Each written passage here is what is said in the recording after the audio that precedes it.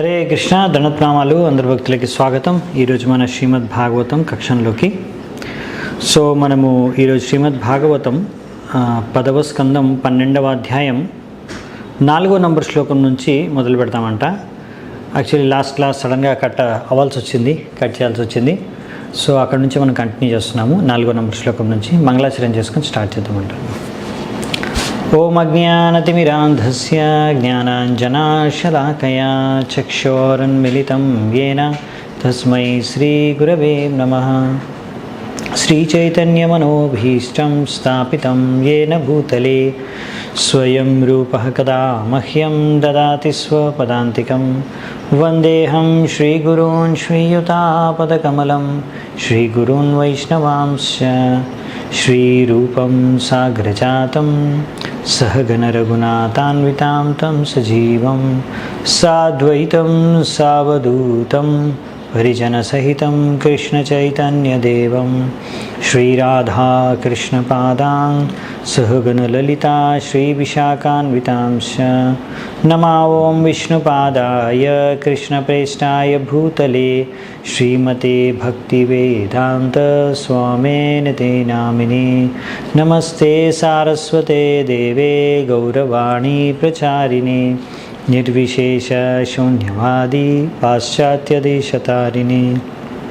నమో మహావదన్యాయ కృష్ణప్రేమప్రదాయతే కృష్ణాయ కృష్ణచైతన్యనామినే గౌరత్విసే నమః.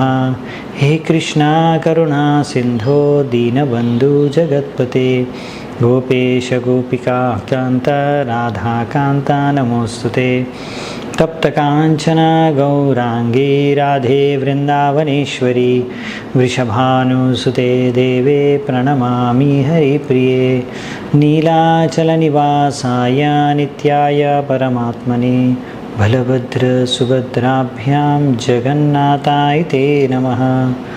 వాంఛాకల్పతరుభ్యశ్చ కృపాసింధుభ్య ఏవ చ పతితానాం పావనేభ్యో వైష్ణవేభ్యో నమో నమః. జయ శ్రీ కృష్ణ చైతన్య ప్రభు నిత్యానంద శ్రీ అద్వైత గదాధర శ్రీవాసాది గౌరభక్తవృంద. హరే కృష్ణ కృష్ణ కృష్ణ హరే హరే హరే రామ రామ రామ హరే హరే. హరే కృష్ణ. మనము 4వ నంబర్ శ్లోకం అంటే 10వ స్కందం 12వ అధ్యాయం 4వ నంబర్ శ్లోకం నుంచి కంటిన్యూ చేస్తున్నాము. ఫల ప్రభాలస్తవక సుమన పిచ్చదాతుభిః కాచగుంజామణి స్వర్ణ భూషిత అప్యభూషయన్. ఇక్కడ అందరూ గోపబాలకులు అందరూ కూడా వాళ్ళందరూ ఆల్రెడీ మంచి డెకరేషన్స్ అంటే మంచి ఆర్నమెంట్స్ మంచి ఆభూషణాలు పెట్టుకొని వచ్చారంట. కాచ గుంజమాల మణి అంటే పల్స్, మళ్ళీ స్వర్ణ అంటే గోల్డ్.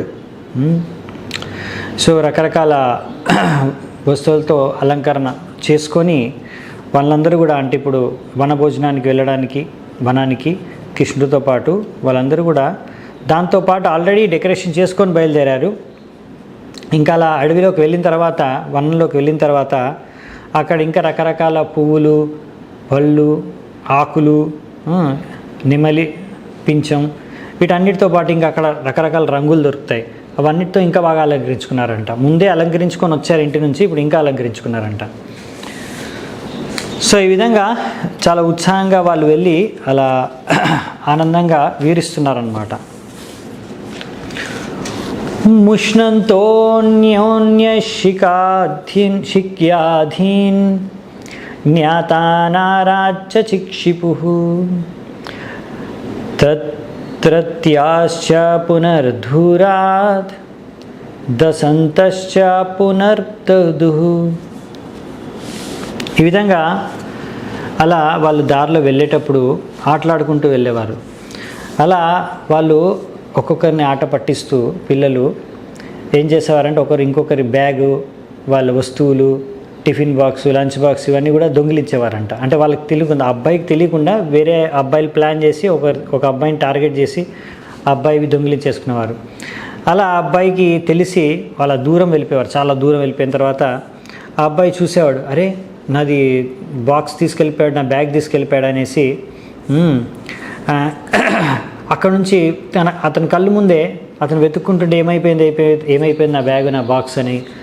అప్పుడు పిల్లలు దూరం తీసుకెళ్ళి ఒకరి చేతిలో నుంచి ఇంకొకరికి ఇలా క్యాచ్ అని పారేసేవారు అన్నమాట. అలా తన ముందే ఆడుకుంటూ ఉండేవారు. అతను ఏడవడం మొదలుపెట్టేవాడు. అలా ఎప్పుడైతే ఏడుస్తూ మళ్ళీ చూసి పిల్లలు మళ్ళీ సర్లే ఏడుస్తున్నాడు అనేసి తిరిగి ఆ బ్యాగ్ ఇచ్చేసేవారంట అబ్బాయికి. మళ్ళీ ఆ అబ్బాయి అలా ఏడుపాపేసేవాడు. సో ఈ విధంగా బేసికల్లీ వాళ్ళు అలా ఒక్కొక్కరిని ఆట పట్టించుకుంటూ ఒకరు వస్తువులు ఇంకొకరు అలా అంటే జోక్గా అంటే సీరియస్గా దొంగతనం చేయడం కాదు, కాకపోతే వాళ్ళని అలా ఏడిపిద్దామని ఆ విధంగా ఆటలు ఆడుకుంటూ ఆటల్లో అలా ఒకరు టిఫిన్ బాక్సులు దొంగిలించుకునేవారు అనమాట. ఇది మనం అప్పుడప్పుడు ఈ యొక్క ప్రభుపాల్ వారు రాస్తున్నారు. ఇలాంటివి ఈ జగత్తులో కూడా పిల్లలు ఇలా ఆటలు ఆడుకునేటప్పుడు ఇలాంటి పనులు చేయడం చూస్తూ ఉంటాం మనము. సో ఇవన్నీ కూడా ఎక్కడి నుంచి వచ్చాయంటే అక్కడి నుంచే వచ్చాయన్నమాట. ఇవన్నీ ఆధ్యాత్మిక ప్రపంచంలో కూడా ఉన్నాయి, జరుగుతూ ఉంటాయి. ఇలాంటి ఆటలు ఆడడం, ఇలాంటి ఆట పట్టించడం. సో అందుకనే అది కూడా ఇక్కడ మనం చూడవచ్చు, ఈ జగత్తులో కూడా ఉంది, అక్కడి నుంచే వచ్చింది. ఎందుకంటే ఏదైనా భోగించాలి, ఏదైనా సరే ఈ జగత్తులో ఏదైతే మనం చూస్తున్నామో వాటన్నిటికీ మూల కారణం అంతా కూడా పైనుంచే వస్తుందన్నమాట. భౌతిక జగత్తులో మనం చూసేదంతా కూడా ఒక జిరాక్స్ కాపీ లాగా అనమాట. ఒరిజినల్ ఆధ్యాత్మిక ప్రపంచంలో ఉంది, స్పిరిచువల్ వరల్డ్లో ఉందన్నమాట. అందుకే అన్నారు జన్మాద్యస్య యతః, అంటే అన్నీ కూడా అక్కడి నుంచే జన్మించాయి, భగవంతుడి నుంచే, భగవంతుడి లోకం నుంచే, భగవద్ధామం నుంచే. సో ఆ విధంగా ఇక్కడ మనం ఎలాగైతే ఆటలు ఆడుకుంటారో, ఆట పట్టించుకుంటూ ఎంజాయ్ చేస్తూ ఉంటారో జనాలు, సేమ్ అలాగే ఆధ్యాత్మిక ప్రపంచంలో కూడా ఇలాంటి ఆటలు ఉంటాయి, ఆటలు ఆడుకుంటూ ఉంటారు. కాకపోతే డిఫరెన్స్ ఏంటంటే అక్కడ ఈ ఎంజాయ్మెంట్ అనేది పర్మనెంట్ అనమాట, ఎటర్నల్, శాశ్వతంగా ఇలా ఎంజాయ్ చేస్తూనే ఉన్నారు, ఇప్పుడు కూడా ఎంజాయ్ చేస్తున్నారు. కానీ భౌతిక ప్రపంచంలో ఏంటంటే ఇది తాత్కాలికం, కొంతసేపు వరకు ఇలా ఆటలు ఆడుకుంటారు, ఎంజాయ్ చేస్తారు, కాలం చేంజ్ అయిపోతుంది. తర్వాత అది అలా లైఫ్ లాంగ్ మీరు చిన్నపిల్లలు అలా ఆటలాడుకుంటూ లైఫ్ లాంగ్ ఉండలేరు మీరు. సో కానీ అది చిన్మయ జగత్తులో ఇవన్నీ సంభవం. సో అందుకనే ఇది చాలా పెద్ద డిఫరెన్స్ అనమాట. ఇక్కడ కూడా మరి ఆడుకుంటూ హ్యాపీగా ఉండొచ్చు కదా అంటే, కానీ ఇలా పర్మనెంట్గా మీరు ఉండలేరు, అవునా? చాలాసార్లు అందుకనే పెద్దవాళ్ళు అయిపోయిన తర్వాత కూడా చాలామంది అనుకుంటూ ఉంటారు, చిన్నప్పుడు బాగా ఆడుకుంటుండే బాగుండేది, చిన్నగానే ఉండుంటే బాగుండేది, పిల్లలుగానే ఉండుంటే బాగుండేదని. సో అలా అనమాట. కానీ అది ఇక్కడ పాసిబుల్ కాదనమాట. మీరు వద్దనుకున్నా మీరు ముసలోళ్ళు అయిపోవాల్సిందే, చనిపోవాల్సిందే, అన్నీ కోల్పోవాల్సిందే, ఇది తప్పదు ఇక్కడ. సో అందుకనే అసలైన ఎంజాయ్మెంటు ఉండేది ఆధ్యాత్మిక ప్రపంచంలోనే. సో అందుకనే అక్కడున్న ఎంజాయ్మెంట్ని బ్రహ్మన్ అంటారు, ఇక్కడున్న ఎంజాయ్మెంట్ని జడ అంటే అక్కడ ఉన్నది బ్రహ్మ సౌఖ్యం, అనంతం. సో బ్రహ్మం భౌతిక జగత్తు కాదు, ఆధ్యాత్మిక జగత్తులో లభించే ఆనందం అనంతం, ఇంకా కంటిన్యూస్, శాశ్వతం. కానీ ఇక్కడ లభించేది ఏంటంటే జడానంద, ఇది టెంపరీ అనమాట. సో అందుకనే ఇక్కడ మన ఈ యొక్క ఉద్యమం, ఈ కృష్ణ భావనామృతం, ఈ ఉద్యమం యొక్క ముఖ్యమైన ఉద్దేశం ఏంటంటే జనాలకి ఎలా ట్రైన్ చేయాలి. ఇప్పుడు అందరు ఇక్కడ జడానందం ఏంటో తెలుసు అందరికీ, దానికోసం చాలా ప్రయత్నాలు చేస్తూ ఉన్నారు. కాకపోతే ఈ జడానందం నుంచి జనాల్ని దీనికోసం కాదు, బ్రహ్మానందం, ఆధ్యాత్మిక జగత్తులో ఆధ్యాత్మిక ఆనందం కోసం మీరు ప్రయత్నించాలి, అక్కడికి వెళ్ళడానికి ప్రయత్నించి ఆనందాన్ని అనుభవించడానికి ప్రయత్నించాలి. ఎందుకంటే అది శాశ్వతమైంది, ఒక్కసారి అక్కడ చేరుకుంటే మనం ఇంకా మళ్ళీ దుఃఖం అనేది ఉండదు మన జీవితంలో. కాబట్టి మనిషి జీవితం యొక్క ఉద్దేశం, లక్ష్యం అది గోల్గా పెట్టుకొని. ఇప్పుడు కూడా చాలామంది ఏంటంటే ఎలాగైనా సరే ఈ ఆనందం, భౌతిక ఆనందం ఏదో ఒకటి పొందడానికి చాలా ప్రయత్నాలు చేస్తుంటారు, చాలా శ్రమిస్తూ ఉంటారు, కష్టపడుతూ ఉంటారు, ఎంజాయ్ చేయడానికి, అల్టిమేట్గా భోగించడానికి, అలా ఆనందాన్ని అనుభవించడానికి. కానీ ఇది టెంపరీ, ఇది ఎక్కువసేపు ఉండదు, తాత్కాలికంగా ఉంది, మళ్ళీ ఫైనల్గా అది మీకు దుఃఖాన్ని ఇస్తుంది, ఇది ష్యూర్. కాబట్టి దీనికోసం ఎలాగో మీరు కష్టపడతారు కాబట్టి దీనికోసం కన్నా మీరు ఆ కష్టమేదో, ఇప్పుడు ఎలాగో కష్టపడేదో కష్టపడుతున్నారు కాబట్టి ఆ కష్టమేదో, ఆ తపస్సు ఏదో మీరు చేసే భగవద్ధామానికి వెళ్ళడానికి ట్రై చేస్తే అది మనకి ఎటర్నల్, శాశ్వతమైన ఫలితాలను ఇస్తుందని ఇక్కడ చెప్తున్నారన్నమాట. సో అందుకనే ఇదే మనము అందరికీ శిక్షణ ఇవ్వడానికి ప్రయత్నిస్తున్నాము అని ప్రభుపాల ద్వారా రాస్తున్నారు. ఇదే శిక్షణ మనకంటే ఇక్కడ ఏం ఎంజాయ్ చేస్తారు, అసలైన ఎంజాయ్మెంట్ పైన ఉంది, రండి అందరూ అని అడ్వర్టైజ్మెంట్ చేయడానికే కృష్ణుడు ఇక్కడికి వచ్చి ఇలాంటి లీలలు చేస్తూ ఉంటాడు. ఎవరైనా అనుకోవచ్చు అక్కడికి వెళ్ళి ఏం చేస్తాం, మనము ఆధ్యాత్మిక ప్రపంచంలో వెళ్ళి ఏం చేస్తాం, ఇక్కడ పిల్లలు అనుకోవచ్చు ఇక్కడ బాగా ఆడుకుంటున్నామని, కానీ అక్కడ ఇంకా బాగా ఆడుకోవచ్చు. ఇక్కడ కొంతసేపు అయిన తర్వాత, కొన్ని రోజుల తర్వాత స్కూలు ఎగ్జామ్స్ వస్తాయి, ఇంకొంతకాలం గడిస్తే ఆ డేస్ కూడా వెళ్ళిపోతాయి, పెద్దగా అయిపోతారు. కానీ అదే ఆధ్యాత్మిక జగత్తులో అయితే మీకు స్కూల్ ఉండదు, ఎగ్జాములు ఉండవు, ఇంకా అంతేకాకుండా ఎప్పుడు కూడా ముసలి వాళ్ళు ఎవరు. సో పర్మనెంట్గా మీరు ఆధ్యాత్మిక స్థాయిలో ఆధ్యాత్మిక ప్రపంచంలో ఎంజాయ్ చేయొచ్చు.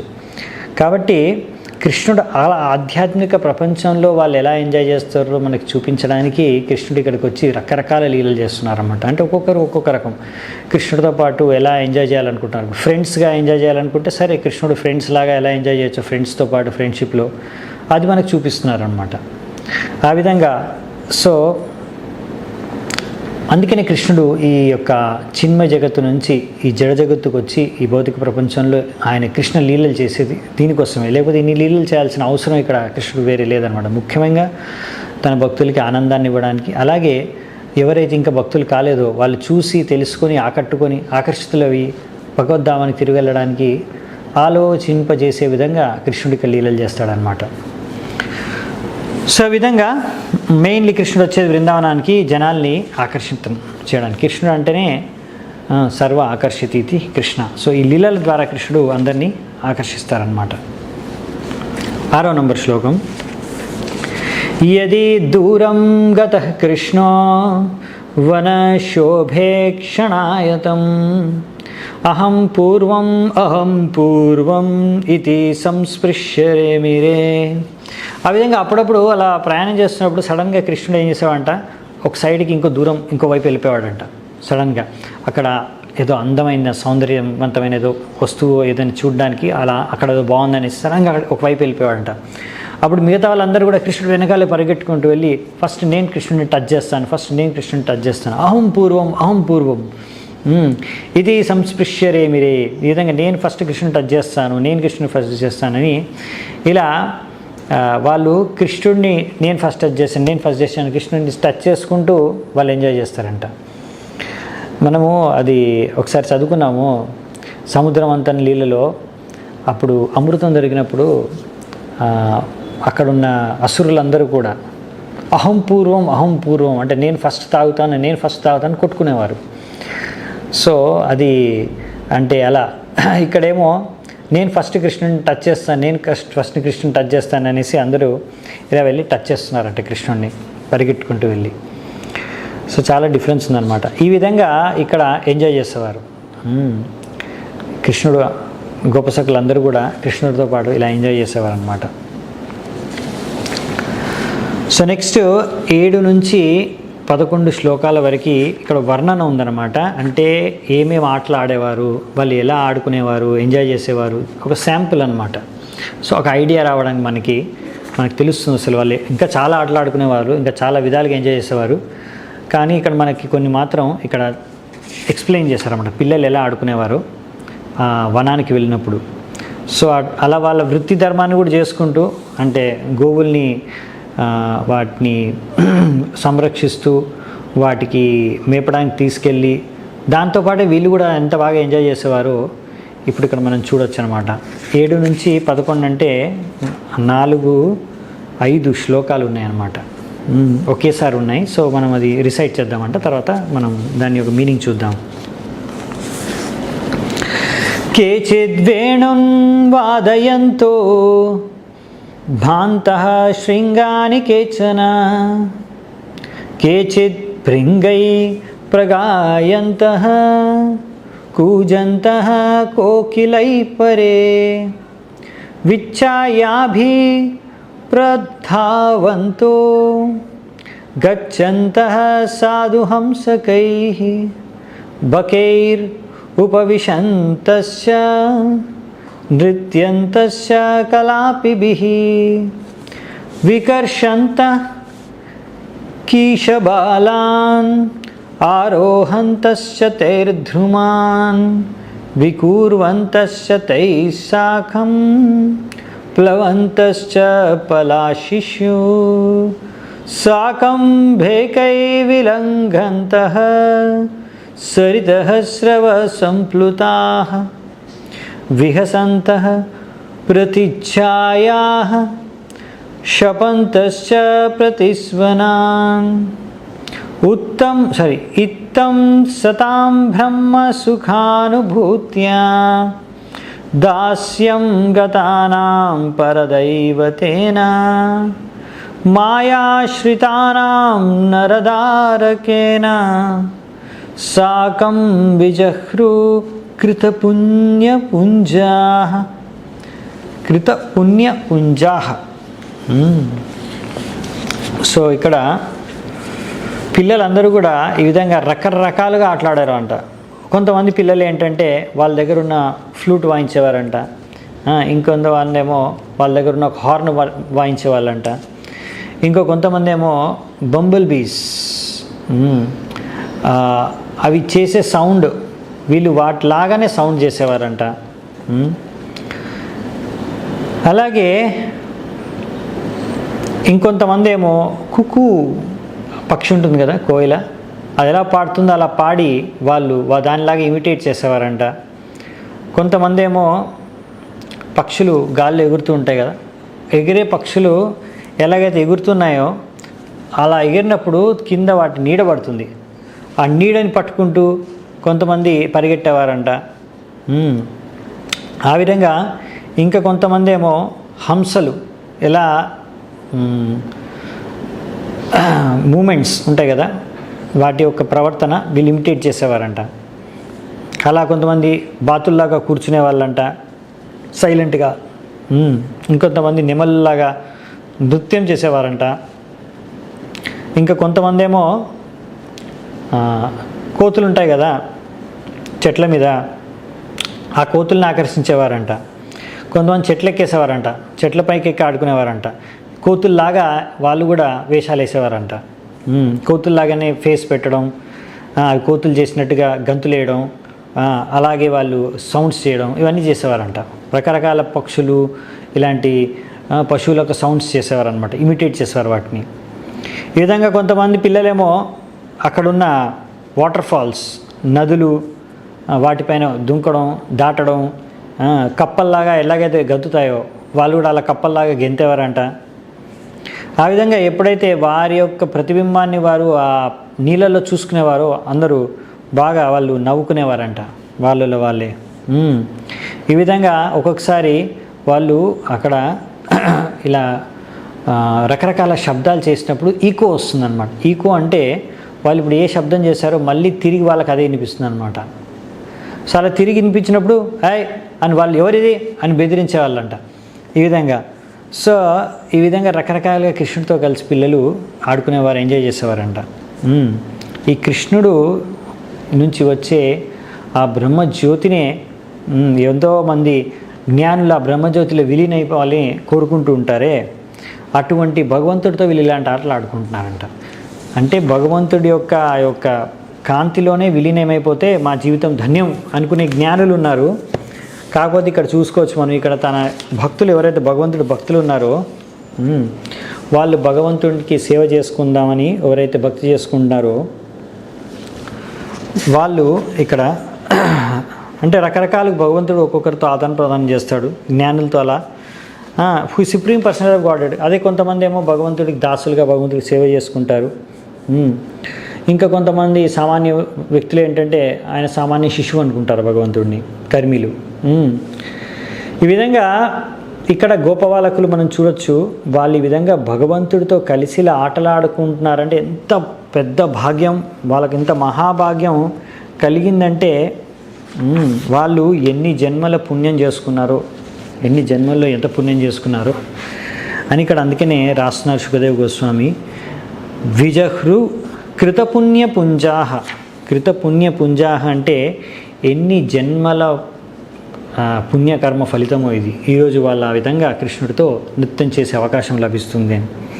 సో మళ్ళీ అదేంటి అంటే మనం పుణ్యం చేసుకుంటూ వెళ్తే ఎన్నో జన్మల పాటు కృష్ణుడితో మనం అలా కూడా ఆటలాడుకోవచ్చా అంటే ఇది ఈ పుణ్య కార్యక్రమాలు ఏమంటే ఇక్కడ పుణ్యం అన్నారు కదా, దీని అర్థం ఏంటంటే మనకి విశ్వనాథ్ చక్రవర్తి ఠాకూర్ చెప్తున్నారు, ఏవైతే కార్యాల ద్వారా భక్తి కార్యాల ద్వారా మీరు భగవంతుడిని సంతృప్తిపరుస్తారో, భగవంతుడికి ఆనందాన్ని సంతృప్తిని కలగజేసే కార్యాలు ఏవైతే మీరు చేస్తారో దానివల్ల మీకు వచ్చే పుణ్యం, అది దాని పుణ్యం, దానివల్ల వచ్చే మీ భగవంతుడి కృప మీ పైన, అది పుణ్యం అన్నమాట.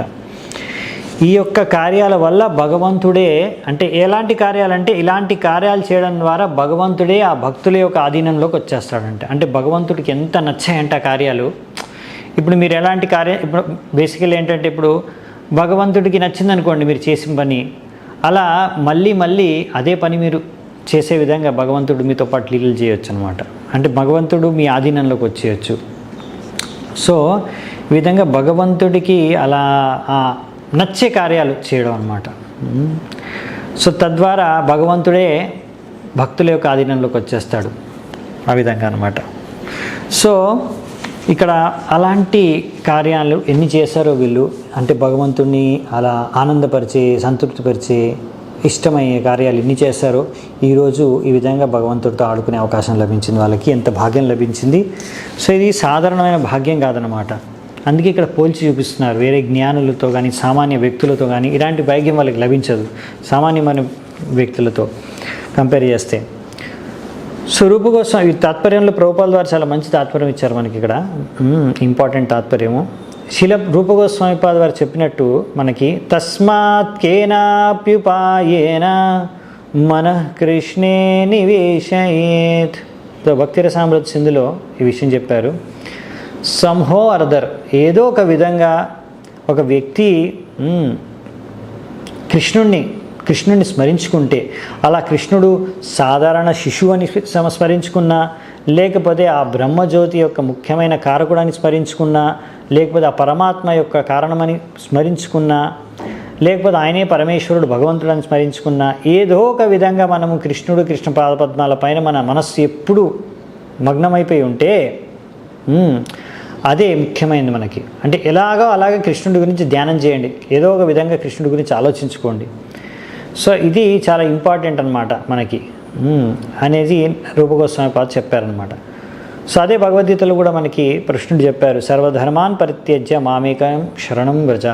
మీరు అన్నీ త్యాగం చేసి రకరకాల ధర్మాలు, మనోధర్మాలన్నీ కూడా నాకు శరణాగతం అయిపోండి సంపూర్ణంగా అని.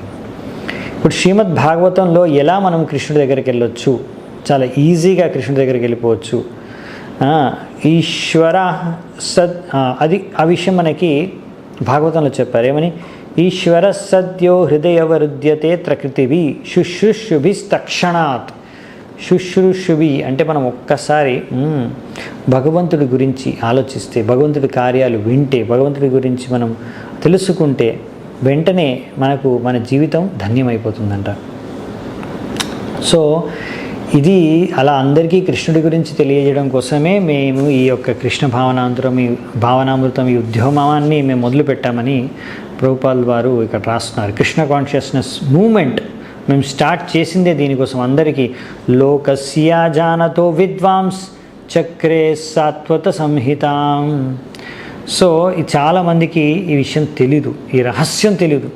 జీవితాన్ని సాఫల్యం ధన్యం చేసుకునే అసలైన రహస్యం వాళ్ళకి తెలియదు. చాలా సింపుల్, ఈజీ అది. అందుకనే వ్యాసదేవుడు చాలా దయ చూసి కలియుగ వాసులపైన దయ తలిచి మన కోసం అనేసి ఇలాంటి బద్ధజీవులు ఇక్కడ ఇంత కష్టపడుతున్నారు, దుఃఖంలో ఉన్నారు, ఈ యొక్క బాధల్లో ఉన్నారు ఈ భౌతిక ప్రపంచంలో అనేసే ముఖ్యంగా కలియుగ వాసుల కోసం ఈ శ్రీమద్ భాగవతాన్ని ఇలా రచించారు. శ్రీమద్ భాగవతం పురాణమమలం యద్వైష్ణవానాం ప్రియం. అందుకని ఈ శ్రీమద్ భాగవతం అనేది వైష్ణవులకి చాలా ప్రియమైనది. ఈ విధంగా ఎవరైతే వైష్ణవులు కొంచెం ఉన్నత స్థాయిలో ఉన్నారో, ఎవరికైతే భగవంతుడి లీలల గురించి, శక్తుల గురించి కొంచెం అవగతం ఉందో, అంటే తెలుసో, అలాంటి వాళ్ళకి శ్రీమద్ భాగవతం చాలా ఇష్టం అంట. చాలా ఇష్టమైన గ్రంథం అంట. వైష్ణవానాం ప్రియం, అంతే కదా. ఇప్పుడు ఎవరికైతే ఈ కృష్ణుడి లీల అంటే చాలా ఇష్టమో, తెలుసో, అలాంటి వారికి తప్పకుండా శ్రీమద్ భాగవతం అనేది ప్రియమైపోతుంది. ఎందుకంటే శ్రీమద్ భాగవతంలో అన్ని కృష్ణుడి లీలల గురించి, మహిమల గురించి తెలియబడమైంది. అందులో డీటెయిల్స్ ఉన్నాయి కాబట్టి ఇక్కడ విషయం ఏంటంటే, ఒకవేళ మనము ఇలా భగవద్గీత, భాగవతం వీటిని పట్టించుకోలేదనుకోండి, అప్పుడు మనకి నెక్స్ట్ జీవితం ఏంటో, నెక్స్ట్ శరీరం ఏం లభిస్తుందో మనకు తెలియదు. ఎందుకంటే అల్టిమేట్గా మనము దేహాంతర ప్రాప్తి. సో ఈ దేహము తర్వాత మీకు ఒకవేళ మీరు భక్తులు కాదనుకోండి, భగవద్ధామం వెళ్ళట్లేదంటే తప్పకుండా ఇంకొక దేహాన్ని మనం ధరించాల్సిందే. ఎటువంటి దేహం మనకు లభిస్తుందో ఒకవేళ మనకు గీతా భాగవతం యొక్క జ్ఞానం లేకపోతే తెలుసుకోలేము. కాబట్టి ఒకవేళ మనం నిజంగా భగవద్గీత భాగవతం, శ్రీమద్ భాగవతం ఈ 2 పుస్తకాల అంటిపెట్టుకొని ఉంటే, అంటే ఇందులో ఉన్న దాంట్లో ఏంటని తెలుసుకొని మనము దాన్ని ఫాలో అవుతే తప్పకుండా మనము మన వచ్చే జీవితంలో కృష్ణుడి యొక్క సాంగత్యాన్ని పొందగలమని ప్రభుపాద వాళ్ళు రాస్తున్నారు. త్యక్త్వా దేహం పునర్జన్మ నైతి మామేతి సువర్జున. ఇది కృష్ణుడు స్వయంగా చెప్పాడు. ఎవరైనా సరే ఇలా నా గురించి తెలుసుకుంటే, మళ్ళీ నా తత్వం గురించి తెలుసుకుంటే, మళ్ళీ తిరిగి ఈ యొక్క పృథివీ పైన మళ్ళీ ఈ యొక్క భౌతిక జగత్తులో జన్మ తీసుకోవాల్సిన అవసరం ఉండదు, నా దగ్గరకు వచ్చేస్తారు అని, మళ్ళీ ఇక్కడ తిరిగి రావాల్సిన అవసరం లేదు అని. అందుకనే మేము ఇక్కడ ప్రచారం చేసేది ఈ విషయమే. శ్రీమద్ భాగవతం విశ్వవ్యాప్తంగా, అందుకే మేము దీన్ని ప్రచారం చేస్తున్నాము, వితరణ చేస్తున్నాము. అన్నిటికన్నా శుభం కలిగించే, అందరికీ మంచి చేసే ఒకే ఒక కార్యక్రమం ఏదైనా ఉంటే, సేవా కార్యక్రమం అంటే ఏదైనా ఉందంటే, మొత్తం మానవ జాతికి మీరు సేవ చేయాలనుకుంటే అత్యున్నతమైన సేవా కార్యక్రమం ఏంటంటే, అన్ని రకాల వర్గాల వ్యక్తులకి, ఆ భక్తులే కానివ్వండి, యోగులే కానివ్వండి, జ్ఞానులే కానివ్వండి, ఆధ్యాత్మిక పథంలో ఉన్న ఎటువంటి వారైనా కానివ్వండి, సమాజ సేవ చేసుకునే వాళ్ళే కానివ్వండి, ఎవరైనా సరే, సామాన్య ప్రజలైనా కానివ్వండి, అందరికీ కూడా జన్మల్లాభ పరపుంసాం అంతే నారాయణ స్మృతి. భాగవతంలో అన్నారు కదా, అలాగా కృష్ణుడిని, నారాయణుడిని స్మరించుకుంటే మృత్యు సమయంలో నీ యొక్క జీవితం ధన్యమైపోతుంది అని. సో ఆ స్మరణ మీకు ఒకరికి ఎలా వస్తుందంట, సో మనం ఒకవేళ మన జీవితంలో ఇలా గీతా భాగవతం రెగ్యులర్గా శ్రవణం చేసి దాని పట్ల మనకు ఆసక్తి అనేది పెరిగితే, భగవంతుడి పట్ల ఆసక్తి అనేది పెరిగితే, అప్పుడే మనం భగవంతుడిని అలా మృత్యు సమయంలో స్మరించుకోగలము. నెక్స్ట్ 12వ శ్లోకం. యత్పాదపాంసుర్బహుజన్మకృచ్ఛ్రుతో ధృతాత్మభిర్యోగిభిరప్యలభ్యః స ఏవ యదృగ్విషయస్వయం స్థితః కిం వర్ణ్యతే దిష్టమతో వ్రజౌకసాం. సో ఇక్కడ మనము చూడొచ్చు, యోగిలు ఎన్నో రకాల కఠోర తపస్సులు, వ్రతాలు అవన్నీ చేసిన తర్వాత ఎన్నో జన్మలు ఈ విధంగా యమ, నియమ, ఆసన, ప్రాణాయామ, ఇవన్నీ చాలా ఈజీ కదండి, చాలా కష్టం. ఇలా ఇంత కష్టతరమైనవన్నీ తపస్సులు చేసుకున్న తర్వాత, అలా ఎంతో సమయం తర్వాత, ఎన్నో జన్మల తర్వాత ఎప్పుడో ఒకసారి ఈ యోగులందరూ కూడా మనస్సు పైన నియంత్రణను సాధించగలుగుతారంట. అలా అంత స్థాయికి చేరుకోవడానికి అంత కష్టపడి ఆ స్థాయికి చేరుకున్నా కానీ భగవంతుడి యొక్క పాద ధూళి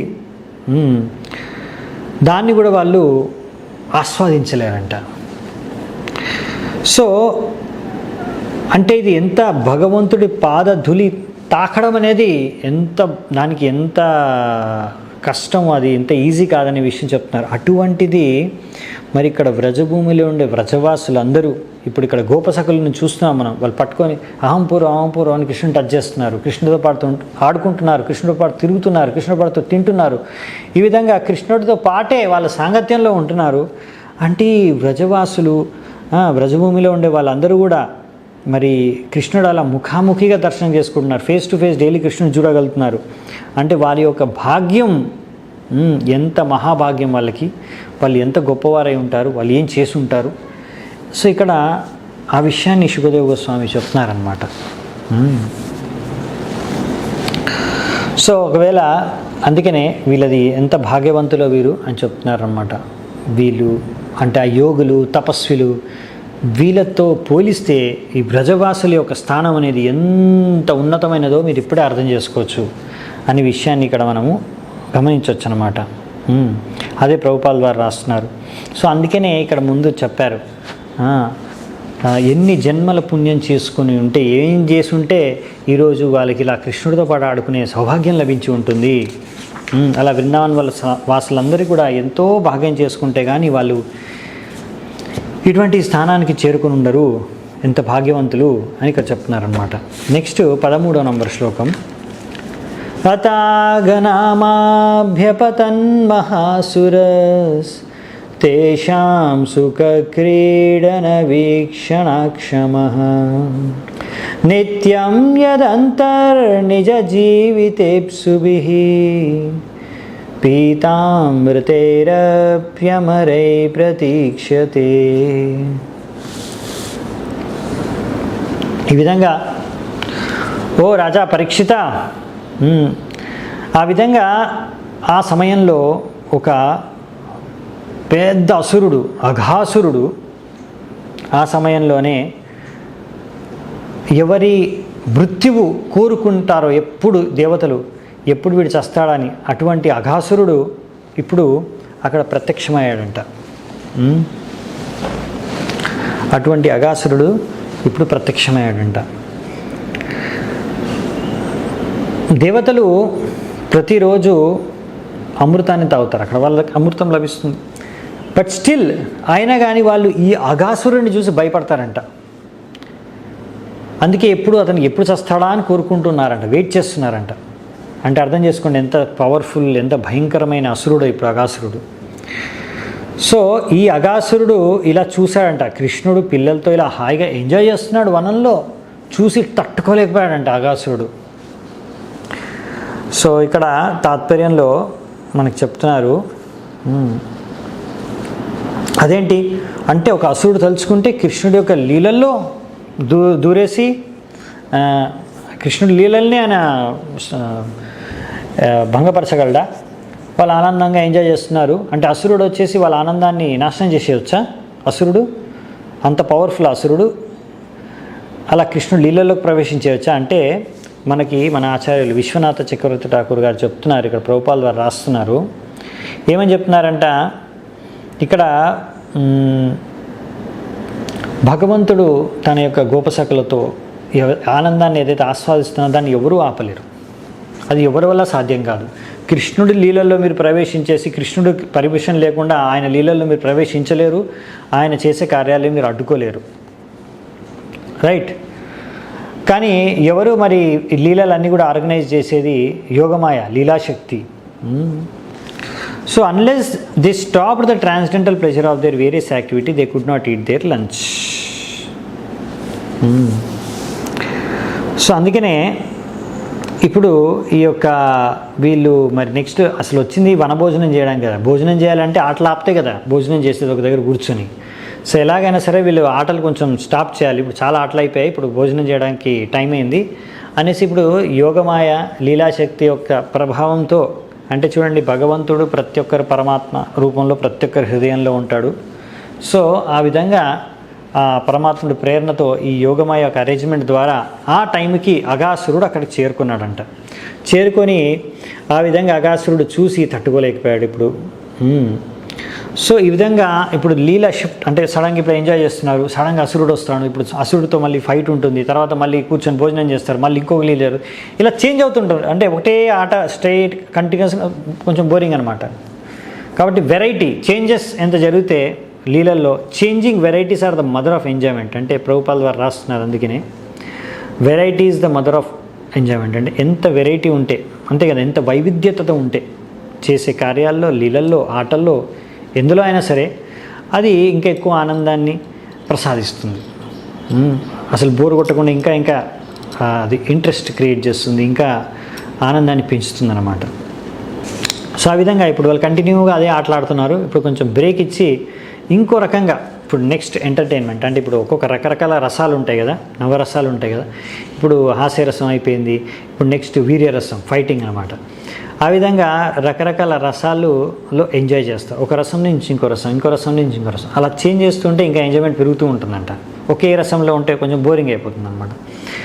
సో ఆ విధంగా అందుకనే లీలాశక్తి, భగవంతుడు యోగమాయ శక్తి ఇలా అరేంజ్మెంట్స్ చేస్తూ ఉంటుంది. ప్రతిరోజు ఎవరో ఒక అసురుడు రావడం, కొంచెం వీళ్ళు అట్లా ఆటలాడుకోవడం, కొంచెం జోక్స్ చేసుకోవడం, తర్వాత అసురుడు రావడం, వాడు ఏదో భయపెట్టడం, తర్వాత మళ్ళీ కృష్ణుడు అసురుడిని చంపేయడం, ఆ విధంగా మళ్ళీ తర్వాత అందరు హ్యాపీ అయిపోవడం, మళ్ళీ తర్వాత ఏదో సమస్యలోంచి ఇలా బయటికి రావడం, ఈ విధంగా ఏదో ఒక లీలలు చేసుకుంటూ రకరకాలుగా ఎంజాయ్ చేస్తూ ఇంకా వెరైటీ ఎంజాయ్మెంట్ పెంచడానికే లీలాశక్తి, యోగమాయ శక్తి ఈ విధంగా ఆర్గనైజ్ చేస్తుందన్నమాట. సో ఈ విధంగా ఇప్పుడు నెక్స్ట్ అఘాసురుడు వచ్చాడు. ఇప్పుడు ఏం జరుగుతుందో చూద్దామంట. అఘాసురుడు ఏం చేస్తాడో చూద్దాం. 14వ నంబర్ శ్లోకం.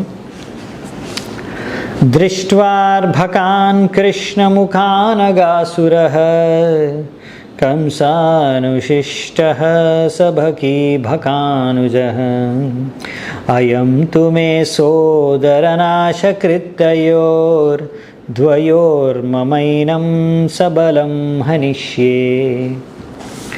సో అఘాసురుడు ఆయన ఎవరు పంపించారు? ఇంకెవరు పంపిస్తారు? కంసుడే పంపించాడు.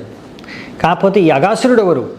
ఇతను పూతన మరియు బకాసురుడి యొక్క తమ్ముడు అంటే అందరికన్నా చిన్న తమ్ముడు అనమాట. సో వీళ్ళ తమ్ముడు వచ్చాడు ఇప్పుడు, పూతన బకాసురుడు యొక్క తమ్ముడు. ఇప్పుడు పూతన బకాసురుడిని చంపేసింది ఎవడు? కృష్ణుడు. చంపేసింది ఎవరు? కృష్ణుడు చంపేశాడు. ఆ విషయం ఇప్పుడు తనకు తెలుసు, వీడికి తెలుసు అనమాట, అఘాసురుడికి.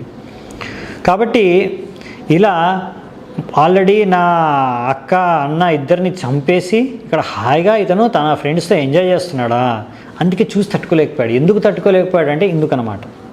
వచ్చాడు కృష్ణుడు చంపడానికే, కానీ అలా వచ్చిన అఘాసురుడు ఏ టైంలో వచ్చాడంటే అప్పుడు కృష్ణుడు ఫుల్గా ఎంజాయ్ చేస్తున్నాడు పిల్లలతో కలిసి, ఫ్రెండ్స్తో కలిసి, ఆ టైంలో అనమాట. ఈ కృష్ణుడు నా అన్నయ్య అక్కని ఇద్దరిని చంపేసి పూతన బకాసురుల్ని ఈ విధంగా ఇక్కడ ఎంజాయ్ చేస్తాడా, కాబట్టి నేను వీళ్ళిద్దరిని చంపి ఆ విధంగా నా యొక్క అక్క అన్న పూతన ఇంకా బకాసురుడు ఇద్దరికీ కూడా ఆనందాన్ని ప్రసాదిస్తాను. సో ఈ కృష్ణుడు అతనితో పాటున్న పిల్లలందరినీ కూడా ఒకే షాట్లో చంపేస్తాను అనేసి ఈ విధంగా ఇప్పుడు అనుకుంటున్నానంట మనసులో. సో ఇది అఘాసురుడి ప్లాన్ అనమాట. సో కృష్ణుడిని పిల్లల్ని చూసిన తర్వాత ఇలా ప్లాన్ చేస్తున్నాడు అఘాసురుడు, ఎలా చంపాలని. సో ఏమనుకున్నాడంట నెక్స్ట్ అఘాసురుడు ఏం చేయాలని ప్లానింగ్ చేశాడంట. 15వ నంబర్ శ్లోకం. ఏతే యదా మత్సుహృదోస్తిలాపః కృతాస్తదా నష్ట సమావ్రజౌకసః ప్రాణే గతే వర్ష్మసుకానుచింతా ప్రజాసవః ప్రాణభృతో హి ఏతే. అప్పుడు అఘాసురుడు అనుకున్నాడు, ఏదో ఒక విధంగా ఈ కృష్ణుడి యొక్క అందరి ఫ్రెండ్స్ అందరినీ కూడా, గోపసకులందరినీ కూడా వీరిని చంపేస్తే, తినేస్తే, తద్వారా నేను నా యొక్క చనిపోయిన మా అక్కయ్య అన్నయ్య ఇద్దరికీ ఈ విధంగా తర్పణం, వీళ్ళని చంపి వాళ్ళకి నేను తర్పణం శ్రాద్ధ పిండదానం చేస్తాను. తద్వారా వీళ్ళందరి పిల్లలందరూ కృష్ణుడు చనిపోతే అప్పుడు ఈ పిల్లలు, ఈ కృష్ణుడు అంటేనే కదా ప్రాణం, వాళ్ళ తల్లిదండ్రులకి ఆ బ్రజవాసులందరి ప్రాణం ఇక్కడ ఉంది, అవునా? వీళ్ళు చనిపోయారంటే ఇంకా వాళ్ళు బతికున్న చచ్చిన వాళ్ళతో సమానం.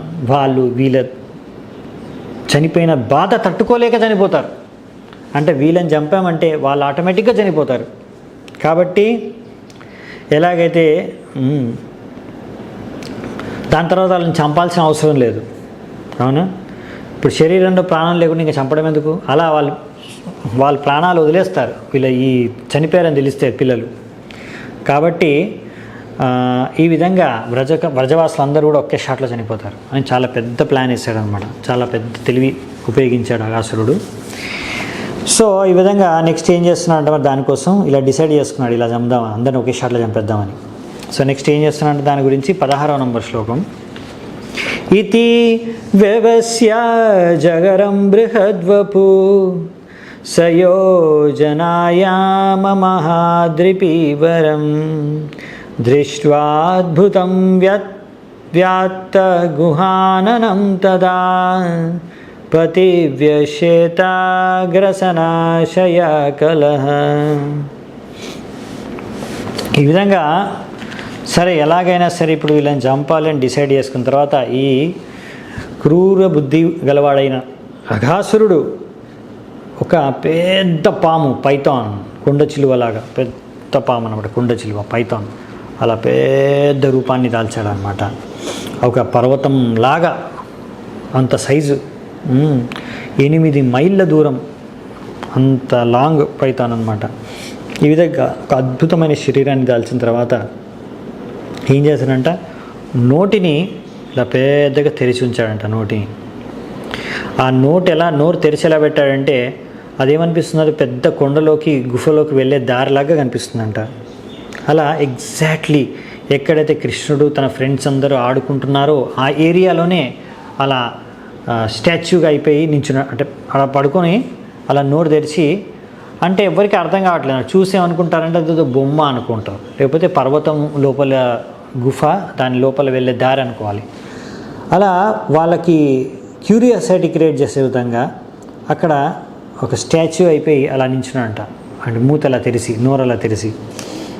సో ఎప్పుడైనా వాళ్ళు కృష్ణుడు ఇంకా తన బంధువులు అందరూ, ఫ్రెండ్స్ అందరూ కూడా లోపలికి దూరితే మింగేద్దాం, తినేద్దాం అనే ఉద్దేశంతో అలా నోరు తెరిచి పెట్టాడంట, వాళ్ళ దృష్టిని ఆకర్షించడానికి, వాళ్ళు ఉండే స్థలంలోనే, దగ్గరలోనే. సో 17వ నంబర్ శ్లోకం. ధరాధరోష్టో జలదోత్తరోష్టో ధర్యాననాంతో గిరిశృంగదంష్ట్ర ధ్వాంతాంతరాస్యో వితతాద్వజిహ్వః పరుషానిలశ్వాస దవేక్ష నూషణః. సో కింద పెదవి వచ్చేసి నేలకు ఆనుకొని ఉందంట, భూమికి. ఆ పై పెదవి వచ్చేసేమో ఇలా తెరుచుకొని ఉంది కదా, పై పెదవి ఆకాశానికి తాకే విధంగా ఉందంట, అంటే చాలా పెద్దదనమాట. ఆ విధంగా బార్డర్లు వచ్చేసి 2 సైడ్లు బార్డర్సు అక్కడ మౌంటైన్, అదే పెద్ద గుఫంలో ఉన్న సైడ్లు ఎలా ఉంటాయో గుఫం యొక్క కోనలు అలా కనిపిస్తున్నాయంట. ఇంకా మధ్యలో ఆ నోరు లోపలంతా అక్కడ చీకటి ఉందంట, నల్లగా. సో ఆ నాలిక బయట తీసి పెట్టిందనమాట ఈ అఘాసురుడు. సో ఆ నాలిక ఎలా ఉందంట, రోడ్ అంటే వెళ్ళే దారిలాగా లోపలికి వెళ్ళడానికి దారిలాగా తయారు చేసి పెట్టాడంట. ఆ నాలికను దారిలాగా పరిచాడనమాట. ఇంకా లోపల నుంచి గాలి పీల్చుకుంటున్నాడు, గాలి వదులుతున్నాడు కదా, అది ఎలా అనిపిస్తుందంట, ఏదో వామ్, వెచ్చటి గాలి వస్తున్నట్టుందన్నమాట. అయితే శ్వాస వదులుతున్నాడు, వెచ్చటి గాలిలాగా ఆడ వీస్తున్నట్టుందన్నమాట లోపల నుంచి బయటికి. ఈ విధంగా అతని కళ్ళల్లోంచి కూడా మంటలు వస్తున్నాయంట. సో ఇలా చూడ్డానికి అఘాసురుడు కనిపిస్తున్నాడంట. మరి పిల్లలు చూసారా? నెక్స్ట్ 18వ నంబర్ శ్లోకంలో దాని గురించి చెప్పారు. దృష్ట్వా తం తాదృశం సర్వే మత్వా వృందావనశ్రియం వ్యాత్తా జగరతుండేన హ్యుత్ప్రేక్షంతే స్మ లీలయా. ఈ విధంగా ఈ అఘాసురుడు ఒక అద్భుతమైన రూపాన్ని చూసిన తర్వాత, ఇదో పెద్ద కొండ చిలువ రూపాన్ని చూసి పిల్లలందరూ అనుకున్నారంట, అరే ఇదేదో చాలా అద్భుతమైన సీనిక్ స్పాట్లా ఉంది బృందావనంలో, అంటే అందమైన దృశ్యం, అందమైన ప్రదేశం, అందమైన దృశ్యం. ఇటువంటి దృశ్యాన్ని ఈరోజు మనం బృందావనంలో చూస్తున్నాము. Therefore, they imagined it to be similar to, ఇదేదో పెద్ద కొండ చిలువ యొక్క మూతిలా ఉందే, నోరులా కనిపిస్తుందే.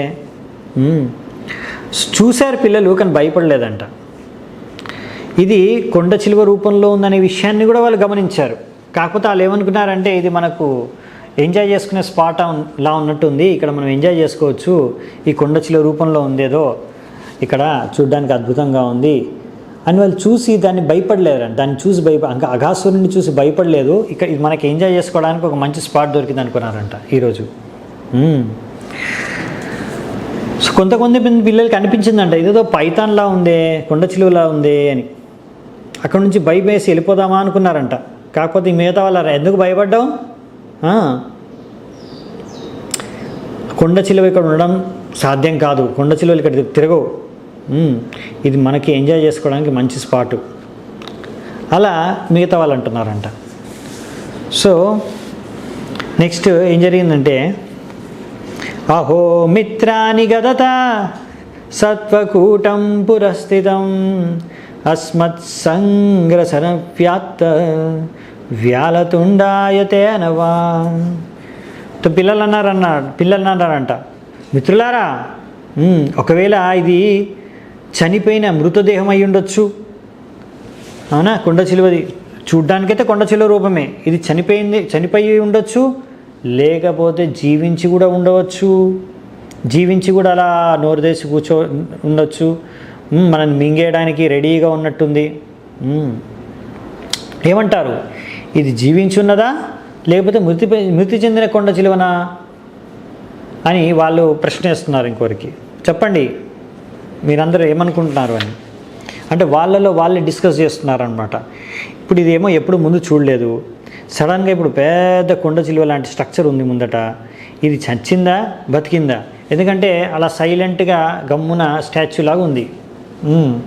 అందుకనే వాళ్ళకి డౌట్ ఏంటంటే ఇది చచ్చిపోయింది అయితే ఏం ప్రాబ్లం లేదు, మనం ఆడుకోవచ్చు ఇక్కడ, లేకపోతే ఇది నిజంగా కావాలని యాక్టింగ్ చేస్తూ మనల్ని మింగడానికే ఇక్కడ వచ్చి అలా డ్రామా చేస్తుందా మరి ఏంటి అనేటి వాళ్ళు ఆలోచించుకుంటున్నారు మధ్యలోనే. 20వ నంబర్ శ్లోకం. సత్యం అర్కకరారక్తం ఉత్తరాహనువద్గణం అధరాహనువద్రోదస్ తత్ప్రతిచ్ఛాయయారుణం. ఆ విధంగా వాళ్ళు డిసైడ్ చేసుకున్నారంట. మిత్రులారా, ఇది ఇక్కడ నాకు తెలిసి కొండ చిలువ యాక్టింగ్ చేస్తుంది, మనల్ని మింగడానికే ఇక్కడ వచ్చి కూర్చుంది, మనం ఎప్పుడు లోపలికి వెళ్తే మింగేద్దామని. క్లియర్గా అది పైన దాని పైన పెదవి, ఈ కింద పెదవి, పైన పెదవేమో ఆ సూర్యుడి కిరణాలతో ఎర్రగా మెరిసిపోతుంది, కిందన్న పెదవేమో మబ్బుల యొక్క నీడతో ఎర్రగా ఉంది, నీడలో కనిపిస్తుంది.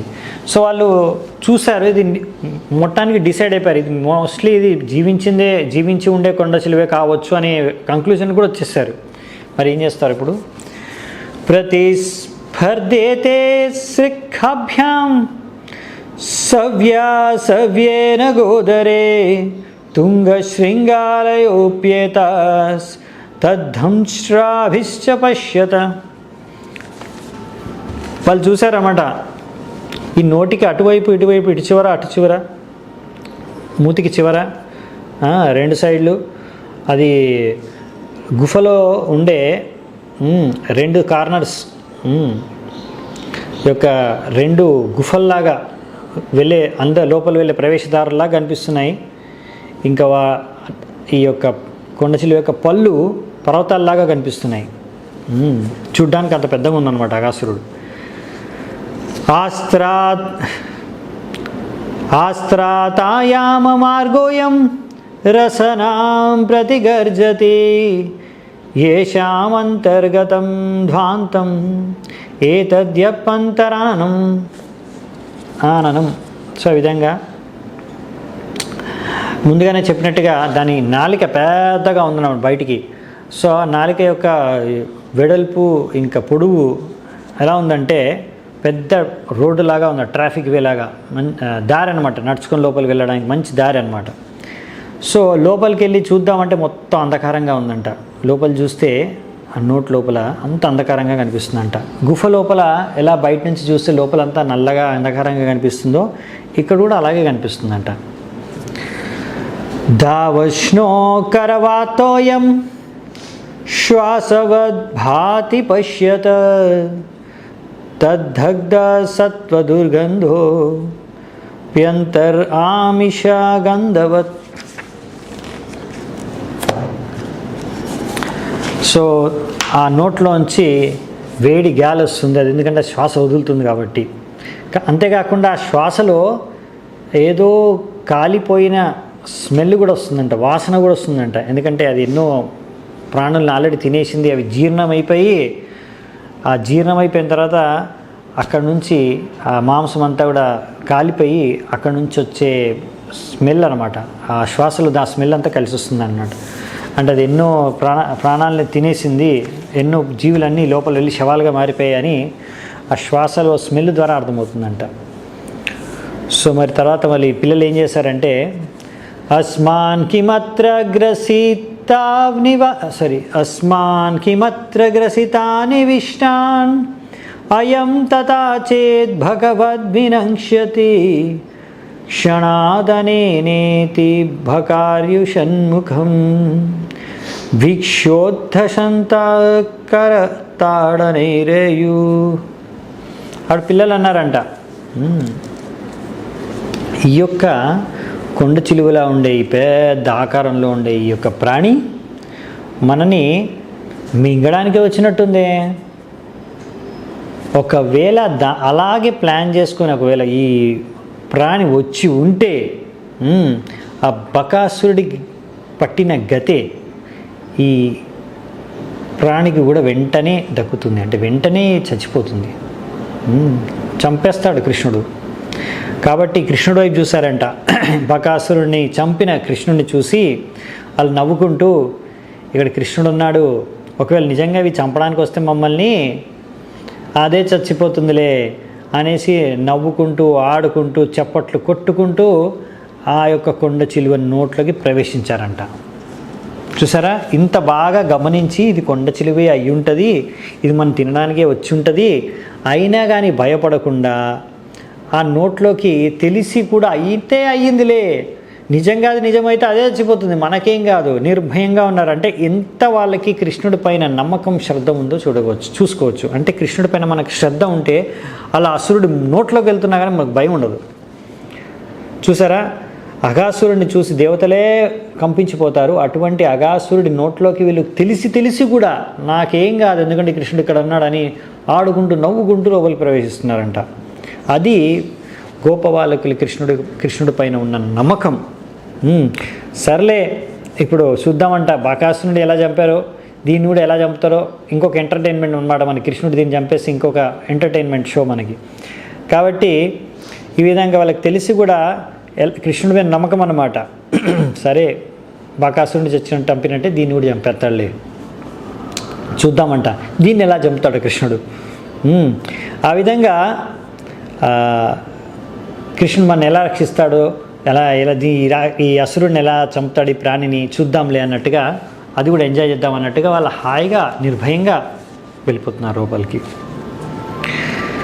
సో భగవంతుడు కృష్ణుడు మరి ఆయన ఏమనుకుంటున్నాడంట, 25వ నంబర్ శ్లోకం. ఇత్తం మితో తత్యమతజ్ఞభాషితం శ్రుత్వా విచింత్యేత్యమృషాయతే రక్ష్యో విదిత్వాఖిల భూతహృత్స్థిత స్వానాం నిరోద్ధుం భగవాన్ మనోదదే. అప్పుడు భగవంతుడు శ్రీకృష్ణుడు, ఆయన అంతర్యామి పరమాత్ముడి రూపంలో అందరి హృదయాల్లో ఉంటాడు. సో ఈ విధంగా పిల్లలు వాళ్ళలో ఏం మాట్లాడుకుంటున్నారో అన్నీ కృష్ణుడికి వినబడుతున్నాయి. ఆ విధంగా వాళ్ళందరికీ కూడా ఈ యొక్క కొండ చిలువ, కృత్రిమ కొండ చిలువ రూపంలో వచ్చిన ఈ అఘాసురుడు, వాళ్ళందరికీ తెలీదు అఘాసురుడు అతని పేరు, ఆ రాక్షసుడి పేరు అఘాసురుడు అని వాళ్ళకి తెలీదు. కాకపోతే ఇప్పుడు అక్కడ కొండ చిలువ రూపంలో ఉన్నాడు, పైతాన్ రూపంలో ఉన్నాడు కాబట్టి వాళ్ళు పైతాన్ అని తెలిసే ఆ కొండ చిలువ నోట్లోకి తెలిసే వెళ్తున్నారు వాళ్ళు. కృష్ణుడు ఈ విషయం తెలుసుకొని అంటే కృష్ణుడికేమో తెలుసు అది యాక్చువల్లీ కొండ చిలువే కాదు, కొండ చిలువ రూపంలో ఉన్న అసురుడు అని. కృష్ణుడు వాళ్ళని ఎలాగైనా సరే పోవద్దని చెప్పాలనుకున్నాడు. ఇలా ఆలోచించాడు అనమాట. ఎందుకంటే కృష్ణుడికి తెలుసు కాబట్టి అఘాసురుడు అనేసి వాళ్ళని ఎలాగైనా సరే నివారించాలి, వారి నోట్లోకి వెళ్లకుండా నివారించాలని కృష్ణుడు ఆలోచించాడంట. సో తర్వాత మరి ఏం జరిగింది అనే విషయాలు మనము 26వ నంబర్ శ్లోకం నుంచి నెక్స్ట్ క్లాస్లో చర్చించుకుందామంట. అప్పటి వరకు సెలవు. ఎంతో ఓపిక విన్నందుకు చాలా చాలా ధన్యవాదాలు. శ్రీల ప్రభుపాదికి జై, శ్రీమద్ భాగవతం కీ జై. సమవేత భక్త వృందికి జయ.